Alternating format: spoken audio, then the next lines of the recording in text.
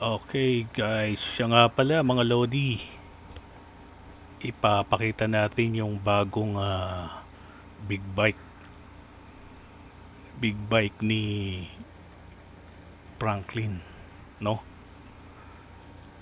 Para makita nyo rin yung bagong Ducati niya 2020 Italy Ducati, no?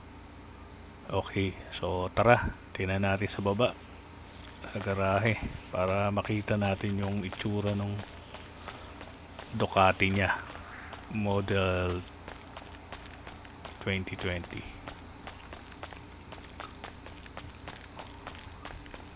So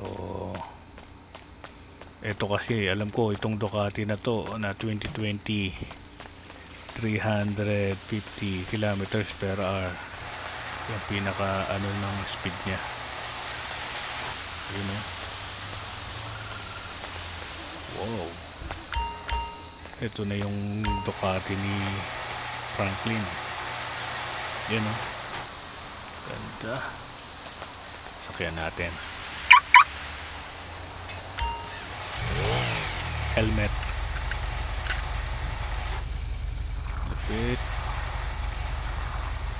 Di bale yung specs natin dito, ilalagay naman natin yung specs dito.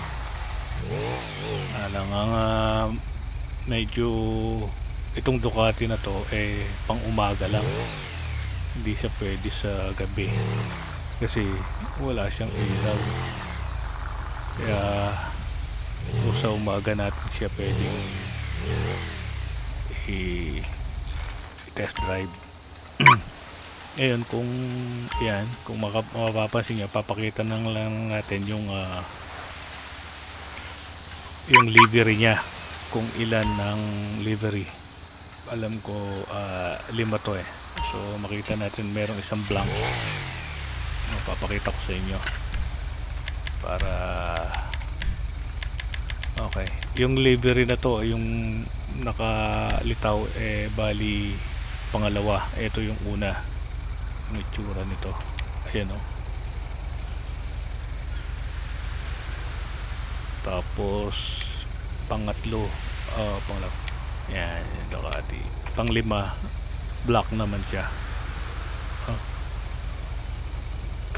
so black. Ayun, tingnan natin kung kaya natin i-custom yung kulay. Hindi siguro sa dyan. Okay, gawin natin red, yan, para mas maganda. Formula red, no? Yan, simple pero wala siyang walang decals yung livery 5 nya. So pure red, any color, pwedeng custom yung color nya. So kung makikita nyo yan, pero Ducati 2020 yan. So i-attach ko na lang yung specs nito guys, okay?